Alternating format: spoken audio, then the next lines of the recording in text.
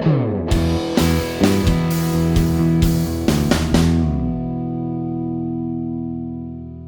everybody, welcome to Defending the Biblical Roots of Christianity. You may recognize the friendly face I have next to me. This is Andrew Schumacher, a apologist and Christian thinker. And I just looked it up, by the way, while we were just talking. 4 years ago, you had me on your show, so I'm long overdue to have you on mine. So welcome. Yeah, appreciate it. Glad to be here.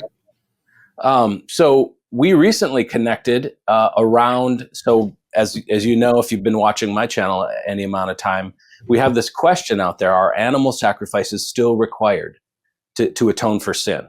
And that was just a little short we put out, and it's kicked up all kinds of dust. You saw that I did a rebuttal video of David Wilber and then of Caleb Hegg. And so you also have an article out where you also responded to Caleb. And if I recall, isn't his paper mentions you in the opening, doesn't it? Yes, it does. Yeah, because it was written in kind of in response to our conversation, which is also up on my channel and also the Torah Resource channel. Okay. Yeah, so Beginning of Wisdom is Andrew's channel, for those of you that don't know him. He's a deep thinker, and he's got a lot of really good stuff. We're going to talk about kind of his angle on this discussion today, and probably stretch out to talk about other things as well. So one of the things that's really interesting to me is that the amount of emotion this has kicked up. So I mentioned two folks, David Wilber, Caleb Hegg. I also had a discussion just today with Lex Meyer from Unlearn the Lies. Oh, wow. And he reached out too. I mean, there's been a number of people that have reached out to me based on kind of they wanted to respond. And I was really surprised. So Lex and I had probably an hour-long, very friendly conversation today. We didn't necessarily agree on everything, but we also agreed on way more than maybe we thought. And he it's the first time I ever talked to him. He came across as a very friendly guy, and actually agreed with you and I on this issue, which was interesting. So it's a good reminder. This is for all of our viewers, that there's not one thing called Hebrew roots. It's not, I've said this before, it's not monolithic, but he has a very, as I understand it, and he and I hopefully will stay in touch, but he has a very reasonable way of approaching it where he doesn't believe that the sin sacrifices are still required. Yeah, you've got folks on the other side. I also had a very friendly private conversation with David Wilber last week on the same issue. We also didn't disagree, but we were, very respectful, and it was a lovely conversation. Yeah. What have you come across in terms of the spectrum of Hebrew roots theology? Well, so what I would probably say, and let me just kind of throw this in there too. It's the labels are kind of funny, like Hebrew roots, Torah-observant, all this stuff. And a lot of people, it's one of those, Hebrew roots is one of those labels that in the old days, people who had this kind of theology, they embraced it. It was how they described what they were doing. They were going back to the Hebrew roots of Christianity and of everything.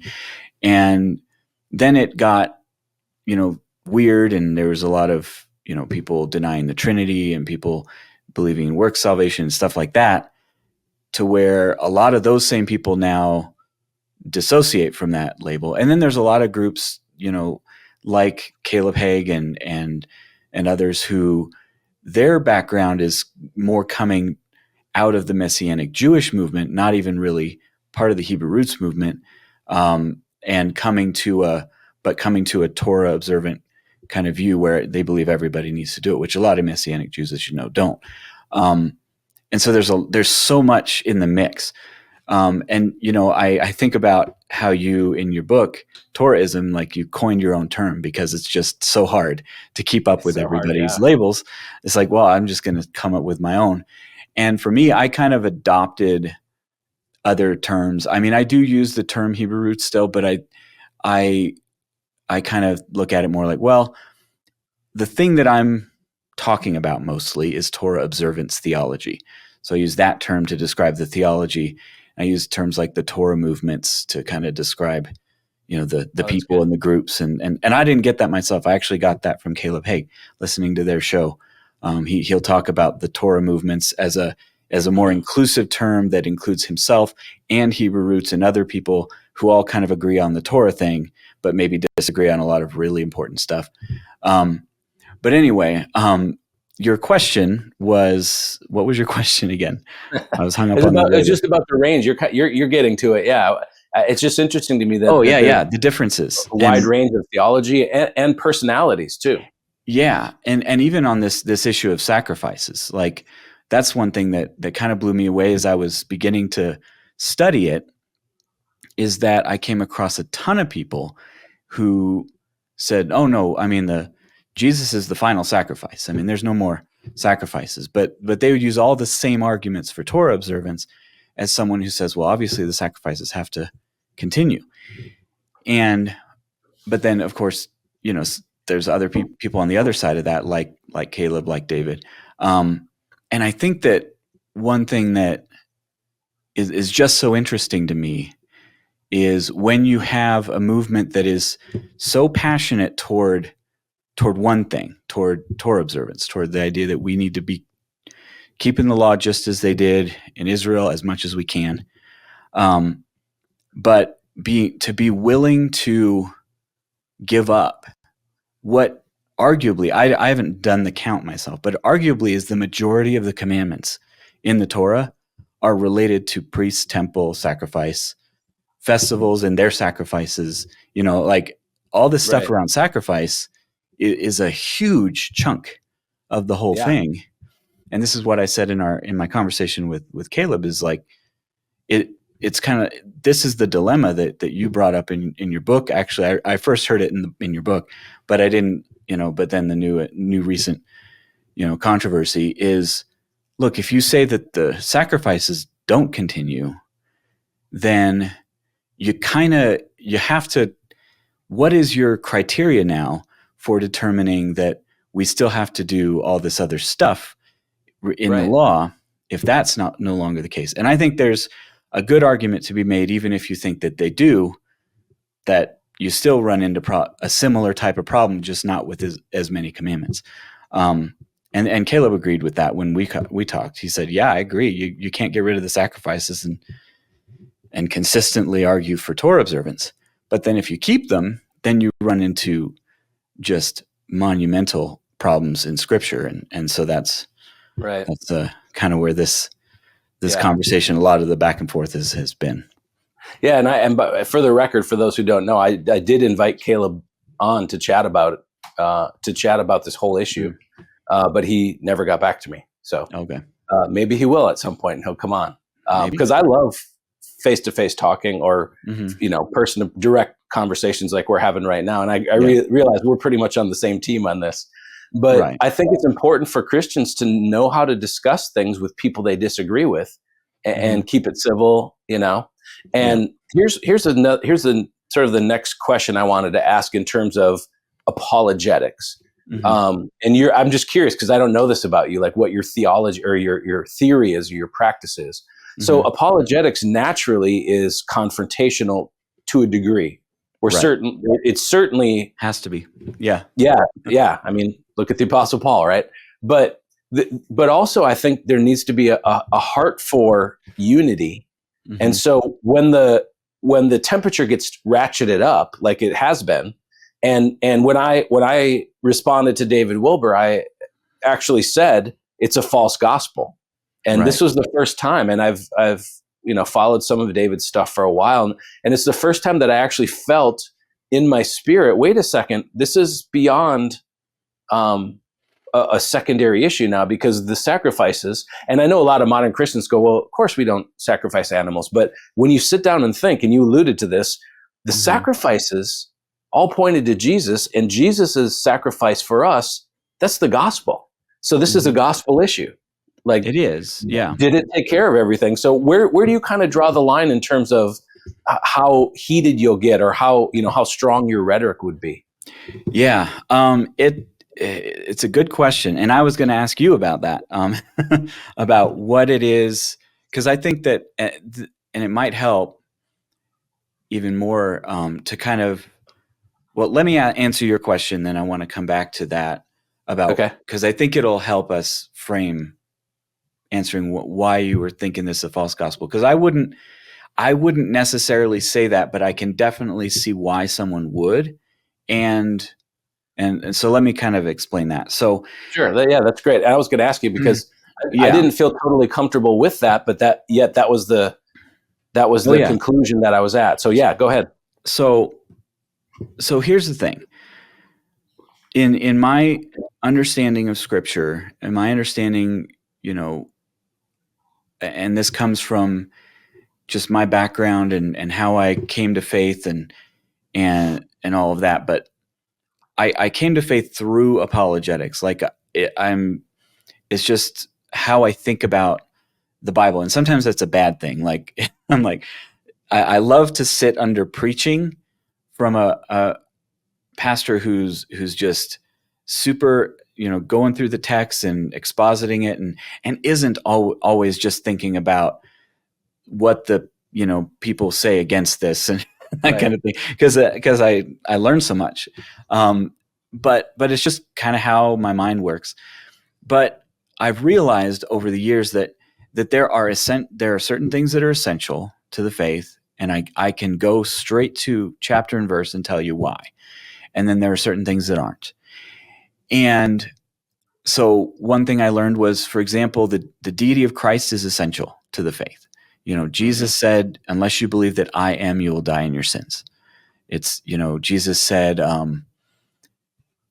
that, God, it's in John 5, and I can't remember the exact wording, but God has given the Father judges no one, has given all judgment to the Son, so that everyone will honor the Son just as they honor the Father. And if they do not honor the Son, they do not have, it's something like they do not have the Father or the Son. And it's like, dang, that is like, okay, Jesus is laying it out there. If you deny this about him, you're not, whatever you have isn't Christianity. And when Paul anathematized works righteousness, in Galatians, when he said that, anyone who is of the law is under a curse, meaning depending on their works, depending on obedience to the law, because, he didn't mince words. He said it's right. If you have another gospel, then, and the gospel, and in that context, what was it, another gospel was adding something to the work of Christ in order for you to be saved. And I think there you can even make an argument, and I have pointed this out in videos and stuff in the past. But the interesting thing in the book of Galatians is that Paul never says that exactly what the troublers has said about circumcision. He just was mad that they were trying to impose it. Like, he doesn't actually come out and say, he talks a lot about, you don't add anything to the gospel, you don't add anything to the gospel. And these people are adding circumcision. So it's a very good inference to make, but it's not necessarily explicit in the text. Paul just says it's all about the gospel. These people just trying to come in here and impose something as a moral ought that isn't one is enough to anathematize them. Now, I think inference-wise that it is good to point out it's not just that they were doing that, but Paul, his language is interesting there. But there's a deep hole we could dig into there. But I guess what I would point out is that it seems to me that the depending on works is you don't have the gospel, and having a different God, than the God of the Bible, is also damnable heresy. Now, there are other kinds of damnable heresies that are a lot more insidious. Like Jesus said, unless you hate father and mother, you cannot be my disciple. And by that we understand, Jesus is first. All other relationships come second. If we put any other relationship before Christ, that's a damnable heresy. And you realize, like, almost anything, even good things, if we put them before Christ, are damnable heresy. But there's a flip side. the flip side is, and I learned this phrase from James White, Dr. James White. He said he believes in something, and I think he may have coined the phrase, but he said he believes in something called blessed inconsistency. That people aren't consistent entirely with their own theology. You may have a theology, and the example he uses for this a lot, he's a Calvinist, so am I, but he'll say that the only truly and fully consistent Arminian is an open theist, believes that God doesn't know the future. Because if God knows the future, then, it isn't the case that you could do A or B. Even if God doesn't determine it, if he knows it, it is just the truth of the world and you can't change it. And so he would say, you can't really get truly free will without open theism. And open theism is damnable heresy. You're saying, God doesn't, there's no all-knowing, perfect God like that. But he would say Arminians are not heretics, and because blessedly, they're not that consistent, is how he'd put it. They're not so consistent in their thinking that they go off the cliff theologically just to maintain a grip on a certain view. Now you can agree or disagree with James White's view on all of that, but I think that it points out something important that a lot of people say in other words. That people say, it's not, there's no theology exam to get into heaven where you just, right. you have to get all the theological stuff right. There are some essential things that you have to get right. And that's part of the reason I'm a Calvinist, is because I think God gives you those essential things. It's not just like, oh, sorry, you didn't figure out the essential things, so you're out. No, if you're truly saved, if you truly have the Holy Spirit, the Spirit of truth, he's going to lead you into all of the essential things. And right. Some of the non-essentials you may get, you may not. And you'll be, and I think we all actually are guilty of being inconsistent in some place. And we don't know where it is. Thank God there isn't a theology exam. Right. To get into heaven. There'll probably be nobody in heaven with perfect theology. Not till they get, even when they get there, we're still human, and we may know, a million times better than we do now, but God is infinite. So, Yeah. Amen.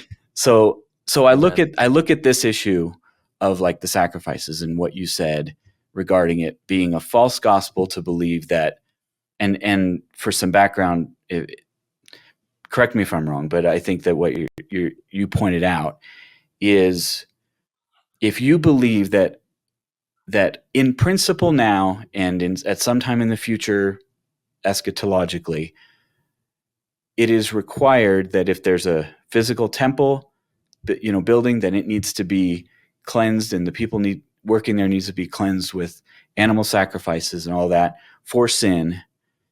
Then what you believe is that there's at least some effect of sin that Christ's atonement doesn't touch, and that it needs to be handled through these animal sacrifices. Now, yeah, what I would point, and that's impugning the actual atonement of Christ. And I know what they would say is that the animal stuff has nothing to do with salvation, though. It has nothing to do with your stance before God. And I would look at that and say, okay, how does, when they're answering the question, like Paul's, anathemas in Galatians, do they have another gospel in the sense that they're requiring something else to be saved, to be right with God? And the answer is no. They're not requiring anything else to be right with God. There's some, yeah, there are maybe some implications of this idea of animal sacrifice for the temple and all that may, if we take our thinking and our logic to its logical end, that leads to open theism, so to speak, that leads to like, hey, there's a problem with your view on Jesus' sacrifice if you're saying this. I think that's true. I think that it is missing something about Jesus' sacrifice. but I see it more as one of those blessed inconsistencies. It's just like, look, these are folks, they believe in Torah observance. They believe that everything that's in there has to, in principle at least, be true today and something that we're required to do today. And that's sort of their paradigm, where they're starting. And so that they're like, they look at the sacrifices and say, well, that must be therefore still active today, Right. even if we can't do it, for whatever reason. And so they're trying to figure out how to make them fit. And I think they don't fit. Yeah, I agree with that. That's a good perspective, though, because I do believe that most of the folks, the folks I've talked to, I believe they do love the Lord, and they're not. Yeah. And I told David to his face, I said, I don't think you are setting out to create a false gospel, nor do I think that you realize like you willfully are doing this at all. I don't think that's the case at all. But you put it well. I think the implications, the outworkings of that theological position are what I would call leading to a false gospel. That's probably a better way to put it. Yeah, it's a weird thing, a big. I see it as like Jesus plus, and that's why. So I see it as Christ died for, and I'm not sure. I've not heard anyone yet articulate why they set a distinction between the sins that Jesus, the sacrifice of Christ covered, why it didn't cover earthly sins in an earthly tabernacle. Well, it's not the sins. It's the effects. It's the it's the same thing, though. Well, I mean, that's the way I look at it. Right. I understand, and I've heard you say that, but like my whenever I tackle this stuff, I try to see the other side in the, if you've heard the term Steelman, their argument, make it as strong as I can, see it in the best possible, most defensible light I can possibly see it. And I've never heard anyone who advocates for, the continuance of sin sacrifices say that there's certain sins there that create two categories of sins. I've only heard, I've heard folks like we're talking about, that, are what I would consider orthodox in their essentials. They've got, they're Trinitarian. They believe in sola fide. They believe in, these important things. But they also believe that certain things are required that I disagree with. And the issue with the sacrifice, I've never heard them describe. I've read a lot of Tim Hegg for years now. Caleb's been sending me his commentaries and things like that. Whenever I talk about Hebrews, he sends me his Hebrews commentary. I talk about Galatians, he sends me his Galatians commentary. I'm like, thank you, because it's helpful. But sure. The thing is, I've read a lot of what Tim Hegg says, and I've listened to many episodes of the Caleb's podcast, and they've never distinguished between earthly and spiritual or physical spiritual sins.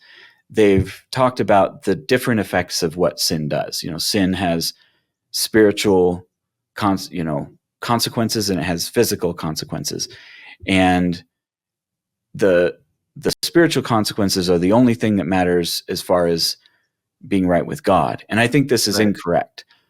I think that it's the wrong framework, but I understand that is what the framework is. So right now, nobody is we're all, all of us are constantly ceremonial and unclean on their view, but it doesn't really affect anything in the world because there's not a temple to be, kicked out of, so to speak. Space. Yeah. Yeah. There's no temple here to get kicked out of. So it's okay. It doesn't affect our standing before God. Ultimately, that's all based on what Christ did. So I think, it's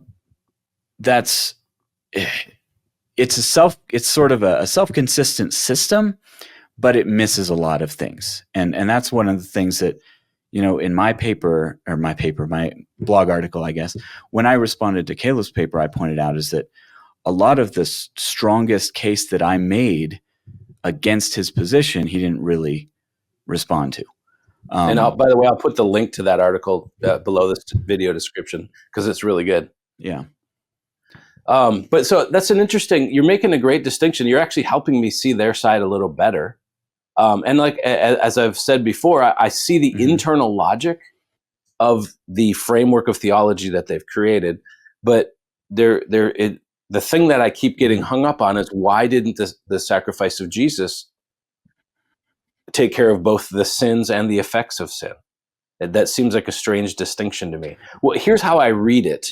If I'm being, and you're very charitable, and I appreciate that. I respect that. If I'm being challenging, let's say, or less charitable, I would say that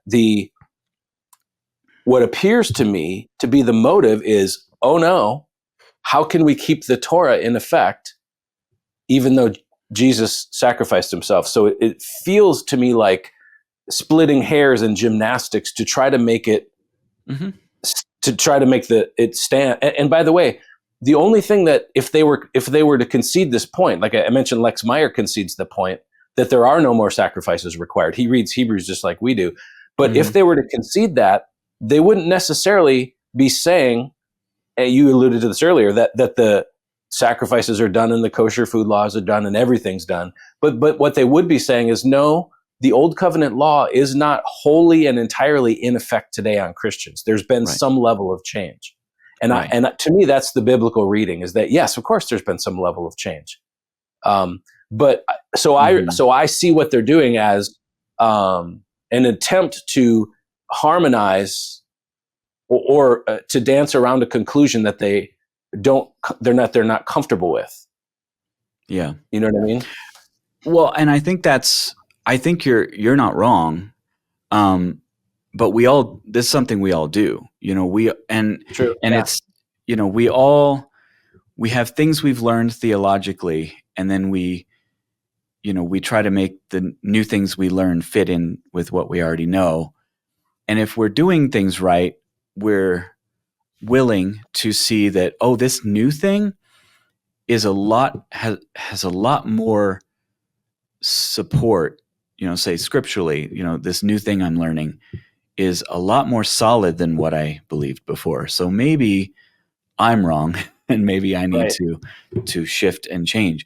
This is something I commented on briefly in my conversation with Caleb, but I've also said in other places, is that, I grew up a Unitarian. I was not a Trinitarian, and I got saved at 19 when I became a Trinitarian. And the way God sort of, like I said, I was steeped in apologetics, and I was actually studying all kinds of apologetic arguments against all sorts of different groups that I wasn't a part of. And I was learning all this stuff about theology. And I got to a point, where all these Trinitarian apologists that I was reading and listening to kept saying stuff about the Trinity, and I would just like push it away and ignore it. But I got to a point where I realized I was being intellectually dishonest about those arguments for the Trinity. I was just like ignoring them. And I thought, you know what? The truth is the truth. I don't care. Like, yeah, I was brought up to believe a certain thing, but if I'm wrong, I want to know that. I want to learn and come to know God as he truly is. So at the time that I kind of made this, I realized this. I thought, well, I disagree with them, but I'll hear them out, and if they're wrong, I'll find out. One thing, I have a philosophy degree, and I loved logic, and one thing I learned about deductive reasoning is you can have good and bad arguments for the truth, but there are only bad arguments for falsehood. There's no such thing as a sound argument for something that's false, because that's not how logic works. Sure. If you've got all true premises and they all lead inexorably to this conclusion, that conclusion has to be true. It can't be false. And so I realized, well, if I'm right, if this is before I was a Trinitarian, if I'm right, then they won't have any good arguments. I'll look at their argument and I'll dig into it. And when I get into the nitty-gritty details, I'll find all the flaws in it, because there's no such thing as a good argument for a false conclusion. Yeah. But that's a scary place to be, isn't it, though? To actually face that. It's scary to face that. Yeah, it can be. To say, look, I have a firmly held belief and I'm going to test it and challenge it beyond my level of comfort. I've been there myself. It's not a comfortable thing. Right. And when I did that with the Trinity, over time, it was a matter of about 6 months. My views shifted away, closer and closer to the Trinity until it was the Trinity. It was like, I was wrong about this. I was wrong about that. I was misrepresenting their views. The more I dug into it and looked at the details, the more I realized the flaws in my own arguments, is how it played out. And when I first came across Torah-observance theology and Hebrew roots movement and all that stuff, I didn't have a ready answer for a lot of the arguments that were being made. And I did the same thing. I said, you know what? If they're right, then they're right. And I want to know. But I have my opinion right now. I came into it with an opinion that I thought they were probably wrong. But, in the same way, I just started digging and digging. I read, went back and read through the whole Torah, but this time thinking about, does this apply? How could this apply? Have there been any changes? Am I noticing, is everything playing out as I'm reading the text of the Torah the way that these Torah observance people are saying? And the more, wow. I took a very similar path, by the way. Yeah, I did. I approach it the same way. I thought maybe they're onto something. Is there something I'm missing? And I couldn't put my finger on why I thought it was wrong, but it felt wrong. But I thought, no, I need to figure this out. That's interesting. And at the same time, I was just listening to lots of YouTube videos from all kinds, good and bad, but like all sorts of people just making their case for Torah observance. And I would look at those arguments in detail, and just over time, as I dug into the nitty gritty, those arguments just kept falling apart. And I realized even stronger, okay, this is wrong. But then, that led me to kind of figuring out some of the other stuff, because then I had a project on my hands. Then I was like, well, if they are wrong, why? Like, why are they wrong? Like, I can see. How do they, because they seem to have, and this is the thing that I think is very attractive about it. They seem to have a very settled system, a very settled understanding of what is our relationship to these commandments in the Torah. It's a very simple system, but it's not confusing. It's not, difficult to understand. But Unitarianism is also a lot more easy to understand than Trinitarianism. It's a lot easier to say, well, Jesus is just a man and the Father is God and the Holy Spirit is an impersonal force. I mean, there are no philosophical challenges for that. There are biblical challenges for that.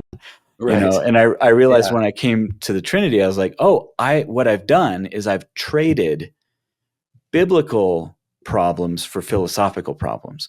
And I thought, well, that's a good trade.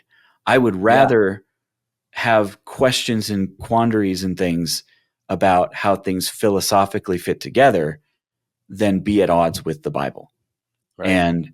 And that's what I feel like I learned about the Torah movements too, is like they have a simple system, but when you dig into it and you start looking at specific texts and what they actually say, then you run into some problems. Yeah, right. Exactly. And that's a difficult thing. I mean, I have to admit, and I've talked about this before, the fact that I stumbled into Hebrew roots, I hadn't heard of it. Mm-hmm. I always liken it to, stumbling through the back of the wardrobe into this other world that I'd never heard of before. And it one thing I'm so grateful for is how it's forced me to really dig into the Torah and the Tanakh and understand the Hebrew scriptures. And that's a journey I'll be on the rest of my life. I'm not saying I have it all understood, but right. it awakened in me a love for those biblical roots of the faith. So there's some good that comes from it. And I think that's in the history of the church, heresy's always kind of been that way, where it's forced us to double down and make sure, do we believe what's true, or are we just saying that because that's what we've always said? So it's good to have those checks and balances. But one of the things that struck me on an emotional level was how completely overwhelmed and lost the relatives and neighbors and friends were of these Hebrew roots people. Because I got so many people contacting me right away when I first engaged with my old friend, saying, "Oh my gosh, thank you. I didn't know what was going on. His kids are telling our kids stuff, and he's saying all these things, and I didn't know how to respond." And so there was a sense of a protective sense of the fruits of this. If the fruits of this movement are division and confusion and all that, that's not a good sign, And obviously the truth isn't always comfortable, but it always leads you right to the feet of Jesus, right?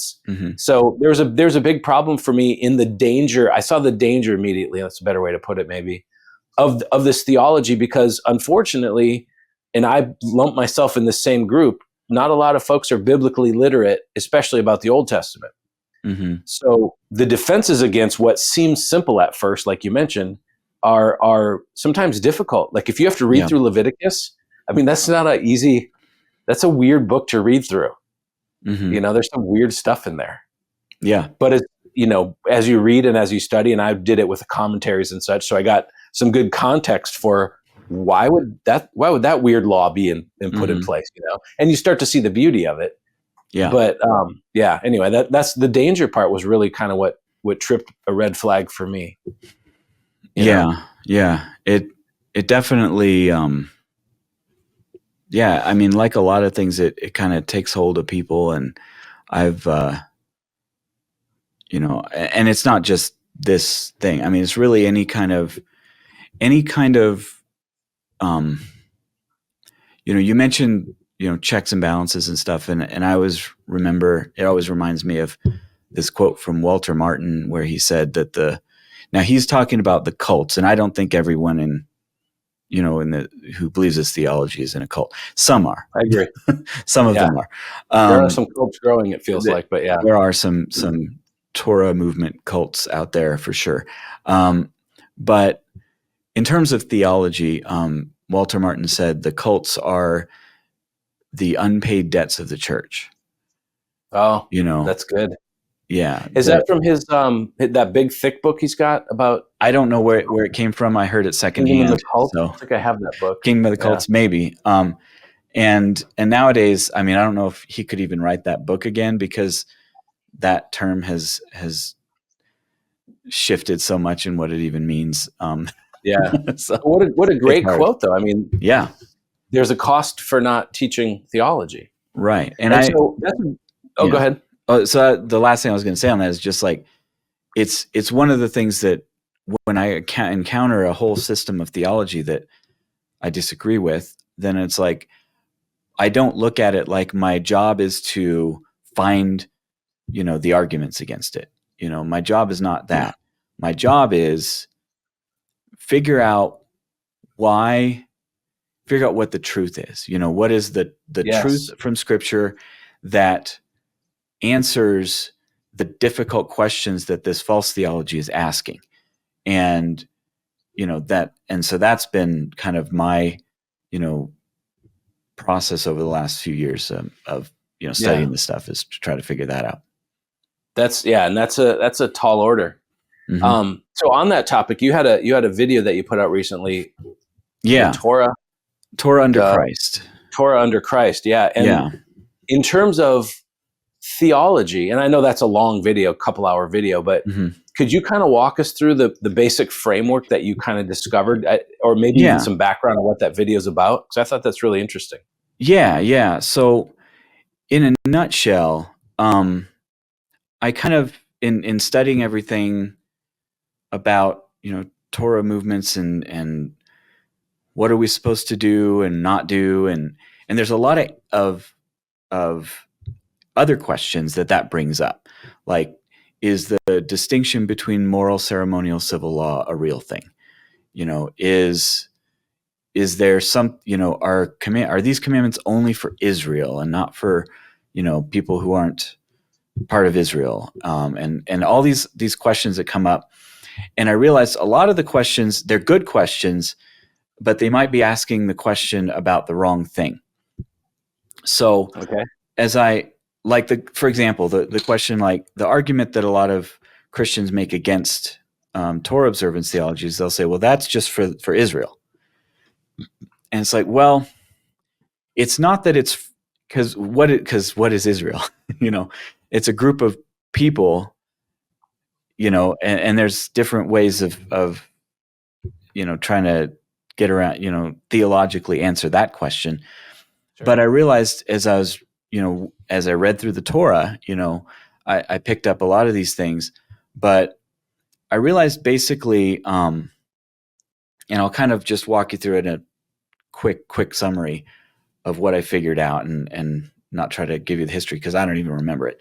And that is, so when you start in Genesis, you realize that there's a distinction already between what you could call moral and ceremonial law. Now, I just stick with those labels because they're the ones everybody knows.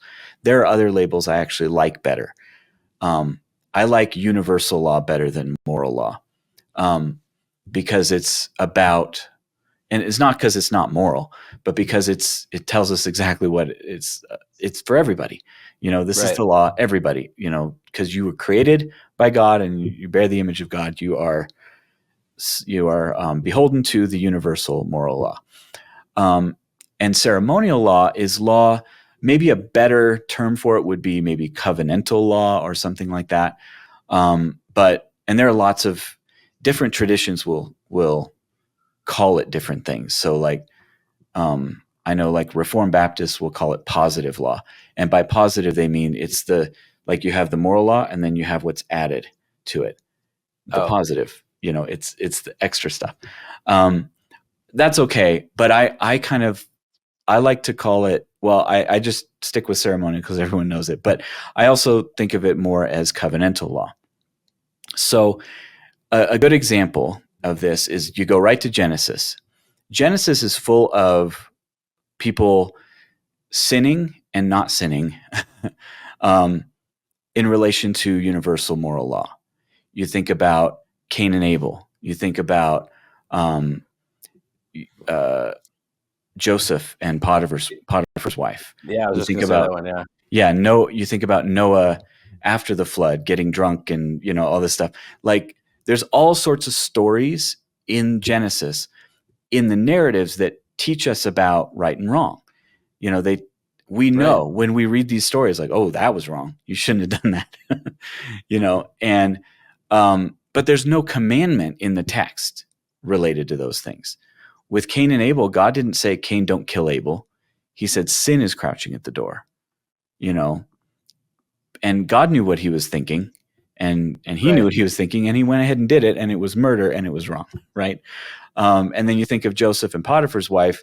He said, I'll not do this thing and sin against God, this adultery, right? And you see these, and it's a fascinating study to just go through and look at the sins that are somehow expressed in the narrative, whether someone commits it or not. Every single time, it's a moral universal law. Every single time that someone just knows that they shouldn't do something, or knows that they shouldn't have done something or something. We know. But then there's also commands. There's lots of commands in Genesis, and most of them I went through and kind of listed them off, and the majority of them are not for everybody. I mean, sure, we don't all have to build arks. It's that was a covenant. God said to Noah, I will establish my covenant with you. You will keep it and you will build this ark. And, it was a covenantal law for Noah. And it doesn't apply to us. Why? Because we weren't part of that covenant. And it's interesting that people instinctively know that the commands to Noah don't apply to us. Yeah. It's a question I often ask people. Or the command to Abraham to sacrifice his son. I mean, that's also, from the way you're framing this up, that would be another example of a covenantal command. Yeah. Yeah. God just says to somebody, do something, and that's the only person that needs to do it. Or maybe it's a small group or whatever, but we can tell most of the time in Genesis, when God gives a command, it's not for everybody in the world for all time. It's for the person, for the person or people he's talking to. And that is the framework that we go into Exodus with. That is the framework for understanding the whole law, because then we realize, okay, if God gives a command, what did the first book say? The first book said, if God gives someone a command, maybe it applies to me, but maybe it doesn't. I actually have to think about it and look at it. Right. And, when I got to, so I realized that starting in Genesis, there's a distinction between moral and ceremonial. It happens again in Exodus, where all of the stuff that we think of as ceremonial laws, they all have a justification that God gives it, so that usually it's in remembrance of God bringing them out of Egypt and that he's their God and they're his people. It's like there's a special relationship, and this commandment is being given because of that. It's in the feast chapter. It's in the kosher food chapter. It's in when God talks about the Sabbath in Exodus 31, when he says it's a sign of the covenant. There's all of these commandments are in the major place where they're given. It's like, now let me tell you why I'm giving you this. It's for this reason and this special relationship we have. Yeah. What I also learned from that is, so those don't apply to, the other nations all around. They're just for Israel. They're just for this group, And so I kind of learned that, okay, the moral, ceremonial, civil thing, it's especially the moral ceremonial, the universal versus, attached to a covenant, is real. And then when you get to the New Testament and you see, especially the book of Hebrews, which I hope we'll have time to dig into some of the verses there, you realize that God explicitly is saying that covenant, that Sinai covenant, is becoming obsolete and getting ready to disappear because of the new covenant. And in the new covenant, there's new ceremonial laws. We have baptism. We have the Lord's Supper. We have the Great Commission. These are things that are covenantal. They're not universal either. God is not going to judge the heathen unbeliever for not performing the Great Commission. Now, he's going to judge him for all his other sins, but he's not going to judge him for that. Right. He's not going to judge him for not, taking the Lord's Supper. He's going to judge him for the universal sins, but, the universal law, the God's law, the true, what applies to everybody, the law that's written on our hearts is that, and so I realized that it's tied to covenant. It's tied to covenant. The text tells us it's tied to covenant. The text gives us the distinction between these types of laws. The text tells us all about how the covenant goes away and it gets replaced by the new covenant.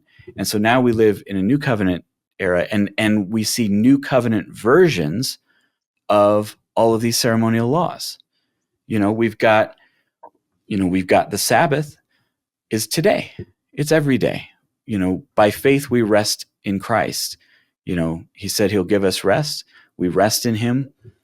And it's awesome when you read Hebrews 4 and he's talking about all this stuff that we enter into rest, and those people in the wilderness, they didn't, because they didn't have faith. So they didn't enter rest.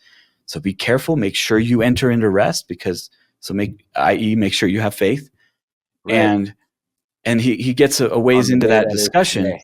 Yeah, he gets a ways into that discussion, and it's like, it's like he can tell what's on the minds of everyone hearing this. Like, but what about the Sabbath? And so he says, well, it's written somewhere, God rested on the seventh day. So it's like, let me tell you how it relates to that. And it says just a few verses later, but God has fixed a certain day, today. And therefore, a Sabbath rest remains for the people of God. I'm abbreviating it, but this is what it's saying. So we have a Sabbath rest. It's in Christ. We have a sacrifice. We have Christ's sacrifice. And we offer sacrifices. We offer sacrifice of praise. We offer our bodies as a living sacrifice. So we have sacrifices. We have, I think that we have, in a sense, the kosher laws because of what they were, the purpose of them. The purpose of the kosher laws was to set Israel apart as holy and not like the other nations. Don't eat like them, be your own people. And likewise, we today are not to be stained by the world. It has a broader meaning. It worked with food for the nation of Israel because the nation of Israel was a physical nation among other physical nations. And so God was saying, don't eat like those other physical nations. But now we're a people of every nation, tribe, and tongue. Food is no longer a separator, a thing that distinguishes us. But the principle still does, that we don't behave like the world. Set apart. Yeah, we are to be set apart. And it's not because we eat different. It's because we live holy lives. That was a picture of they will know you by your love. Yeah. Yeah. The way we treat people. Yeah. Yeah. And yeah, there's a lot of that, but I guess, yeah, that's kind of in a nutshell, the whole Torah under Christ video and all that's that was to say. It's about these covenants. We're in a new covenant now, and we can see how these laws have, which laws do what and why we don't treat the Old Testament as if we can just toss it and throw it away, because there's a ton of stuff in there that still applies to us. And even the stuff that doesn't apply directly applies in a new way in the new covenant. And so we see that change and all that kind of stuff. There's also just the historical story of God's people and the way he moved and the things he commanded people to do. Mm-hmm. Even though we're not commanded to do these things, we can still marvel at the faith of Abraham for being willing to sacrifice his son, mm-hmm. or the faith of Noah to go against what the world thought. They were all calling him nuts, and he obeyed God anyway. Yeah. So there's a whole lot that we can glean from the Torah and the rest of the Tanakh. Mm-hmm. Mm-hmm. So that's one of my pet peeves. Is a lot of times you'll hear people accuse you of saying, well, you just think the Torah is done away with. I'm like, no. Or the one way that I see a lot that is bothersome is to call all Christians antinomian if they're not Torah observant. It's like you're changing the meaning of that word, because antinomian is a word that has been frequently used by Christians and theologians and all sorts for many years.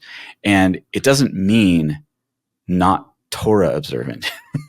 It means what it says. It means no law. We do not have to think about obeying God. At all. I believe in Jesus, so I can do whatever I want. And the thing is that what you realize is for a lot of folks, and I'm not speaking for anyone in particular, but believe me, I see the comment sections. For a lot of people who are caught up in this theology, they do see everybody who's not in their group as believing they can do whatever they want.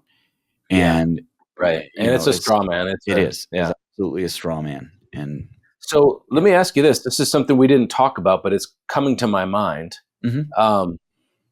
Do you think there is, let's see, how do I even want to frame this? I should have thought of this beforehand. Let me riff a little bit here. I think it'll turn into a question shortly. What I struggle with is the idea of unity. And mm-hmm. so building up the church and wanting to unify believers. And I believe there are primary issues and secondary and tertiary mm-hmm. issues. and we don't need to be arguing over, when I say arguing, I mean like a test of fellowship with somebody if they believe in infant baptism versus believers baptism or whatever, or any of these are things that I would consider not unimportant but secondary. Right. So the hope would be that we could find some level of unity within the body of Christ, within the church, universal. But when it comes to folks like Hebrew roots, there's a, and I'm using that broadly, I should say Torahism, because the whole reason I kind of landed on that was because all the other terms have baggage, and I wanted to just refer to it in a neutral way. It's not disparaging, but one of the things with Torahism is that in some cases you've got people who are genuine believers and just mistaken. And we all have bad theology at somewhere or another. We talked about that earlier. No one's perfect. And so, okay, that's great. We can talk. Let's, pull a brother aside, iron sharpens iron. Let's talk this through. Let's see if we can come to somewhat of an agreement. Unity is great. There are also others who take this, who have gone so far that, as Paul says, anathema to you. Do you see any path to sort of unity or not redemption, but reconciliation, or some sort of way to close that gap? Yeah, I do. Okay. And I think like most of my interactions with people who are in the Torah movements have been with people that I consider brothers in Christ, people like Caleb and others. So I think that it's good. It's good to have conversations and to, hash things out. So I think in the case of unity, my belief is that God has his reasons for the current state of the church and having different denominations and things like that are all sincere and, trying to follow him best they can, but just have come down on secondary issues on different things. And I do think that when it comes to primary gospel issues, whether or not you're Torah observant isn't one of them. It's an important but not essential thing.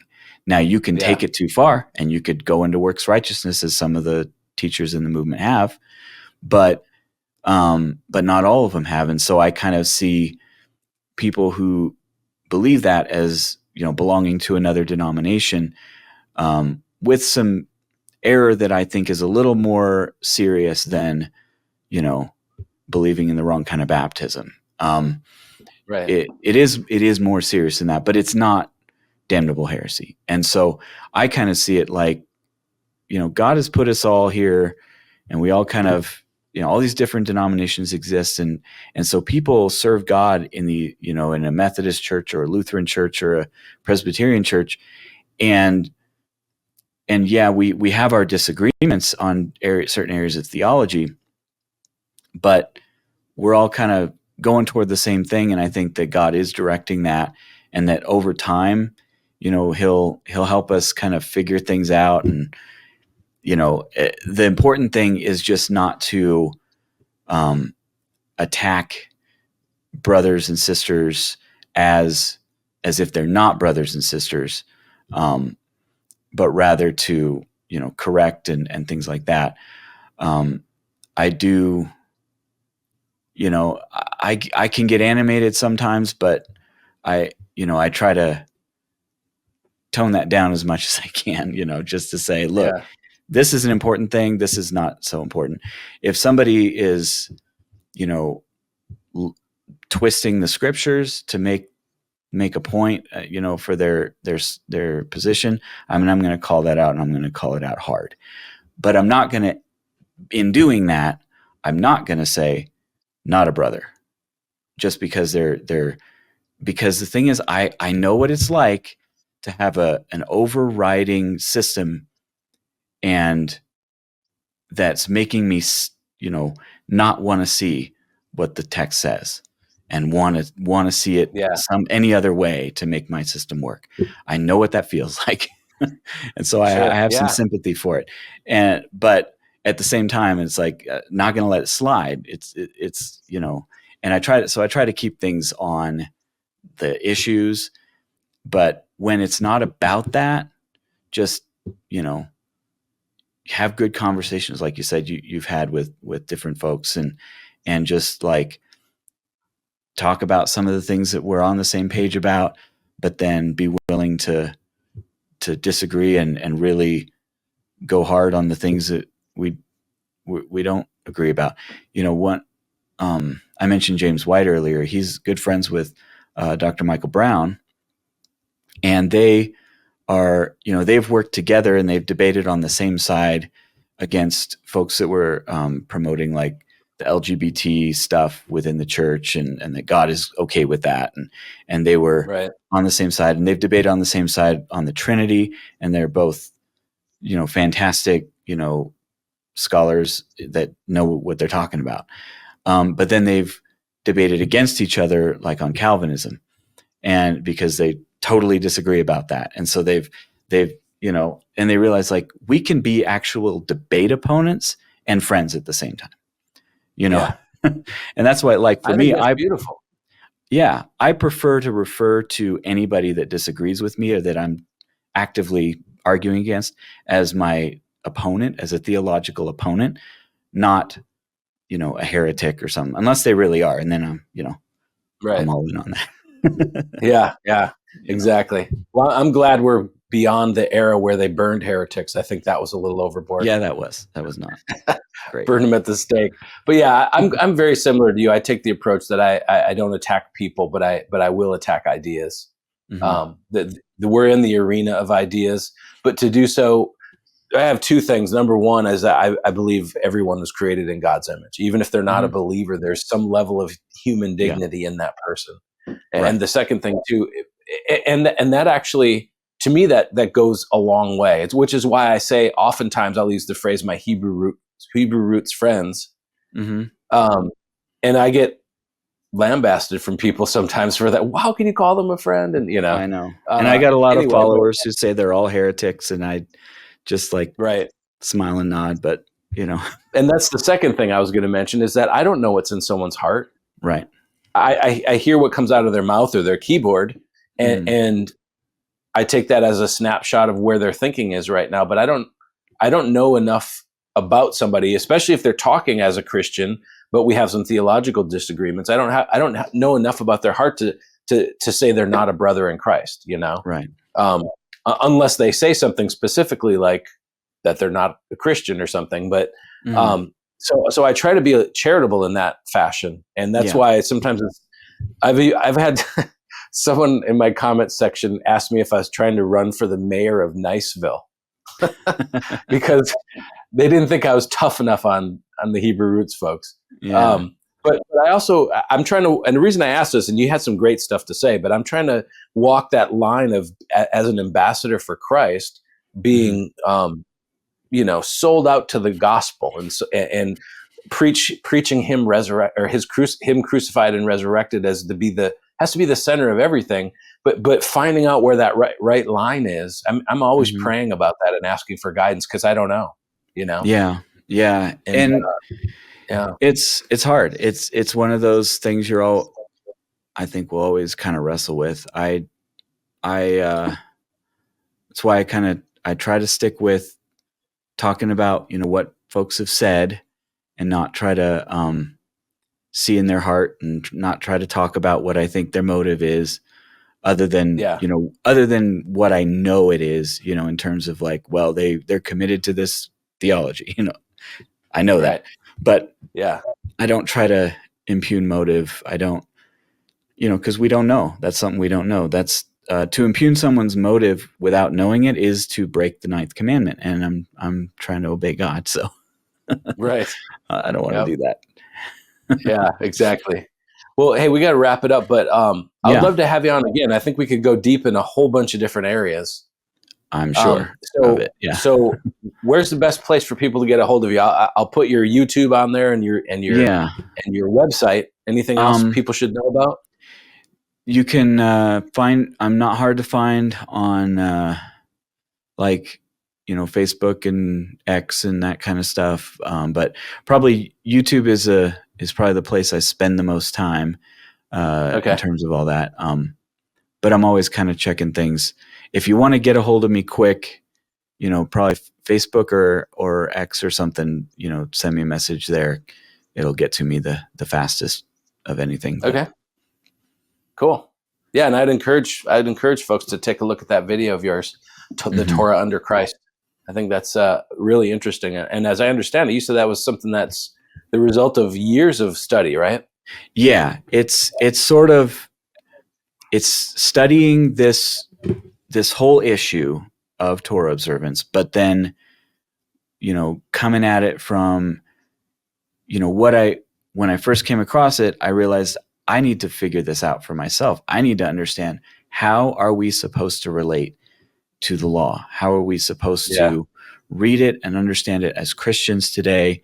And I realized there just wasn't much out there that gave me good, like, straight from the Bible kind of answers to that question. There was a lot of tradition, a lot of things that people said, which a lot of those traditions are true, but they didn't really, people don't know, exactly why. And so, and you were digging for the deeper layer, sometimes there's just no substitute for reading scripture for yourself. Right. To see what it really says. Yeah. And so that video is sort of a walk through, basically Genesis to the Pauline epistles, so to speak, of just understanding, what is Genesis teaching us? What do we learn as we look at, the rest of the Torah? What do we see in the prophets? How do we see these things like moral, ceremonial, civil? How do we see the different covenants? There's a whole big section. It's probably the primary thesis of the whole thing is looking at and comparing and contrasting the different covenants, especially, Abrahamic covenants, the Mosaic covenant, and then the new covenant, and seeing the through lines and what's going on there. And you realize, like I didn't realize this till I studied that, but that, like, the new covenant is just the fulfillment of the Abrahamic covenant. It's a different covenant, but it's the covenant that the Abrahamic covenant was pointing to. It was like, this is 3, right? Yeah. God preached the gospel to Abraham is because he gave him this covenant that, and everything that the Bible, it's funny, all the stuff that the New Testament says about, that draws continuity a lot out of the Old Testament, it all goes back to Abraham, Isaac, and Jacob mostly. Yeah. And then Paul, that's what Paul talks about most of the time. Yeah. And then all the stuff of Hebrews. Yeah. Yeah. And so a lot of that stuff that points out contrasts is with the law and Moses. And we realize this when we get into the New Testament, that the New Testament treats the Abrahamic covenant and the Mosaic covenant very differently. These are very different purposes. And in the new covenant, we just kind of see what the full sort of blooming of the Abrahamic covenant. Whereas with the Mosaic covenant, it's more like the Mosaic covenant was the shadow that the new covenant cast on history, back into history, where it's just like, here's a little picture, here's a little picture, here's a little picture. And this is teaching you about what it's going to be, but it's not the fulfillment is a different kind of fulfillment with the two different covenants. Cause it's a fascinating study. And anyway. Very cool. All right. Well, Andrew, thank you, man. I appreciate it very much. Great talking to you as always. Yeah. Yeah. It was wonderful. We'll have you on again soon. I look forward to it.